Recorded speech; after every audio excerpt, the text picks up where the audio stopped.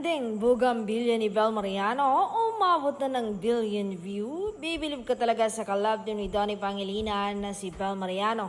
Aba, sunod-sunod nga ang music milestone na natatanggap ng tinaguriang New Gen Phenomenal Star. Matapos umani ng 1 bilyong views sa TikTok ang kanyang song na Bugambilya at umaarangkada pa nga sa 110 million streams ang kantang iyon sa Spotify.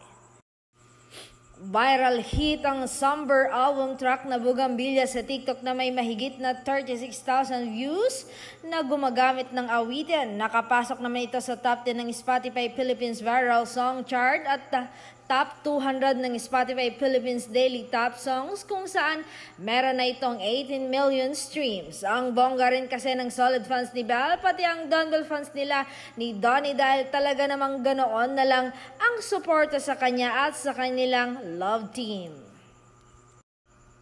Ang Believe concert nga ni Bel sa The Theater at Soler kung saan nakasama niya sina Donnie Moira de la Torre, Dines Julia at Martin Yebera bilang special guest ay pinag-usapan at sold out. Say nga ni Bel sa isang Instagram post, "I never imagined that my dreams would come to life. What once was just a wish came true. Thank you to everyone who believed in me and continues to my ABS-CBN family, the directors, the production and crew of Believe concert, my family, friends, and those who support me. I wouldn't be here without you all." Bukod nga pala sa mga nabanggit, inalunsad din ni Bel ang bagong AP ng Believe na umani nga ng 300,000 streams ni Spotify sa loob ng 10 araw at umaarangkada sa ikalawang pwesto sa iTunes Philippines sa albums charts. Samantala, ang focus track nito na bigla na itampok sa editorial playlist tulad ng Spotify OPM Rising at Tatak Pinoy.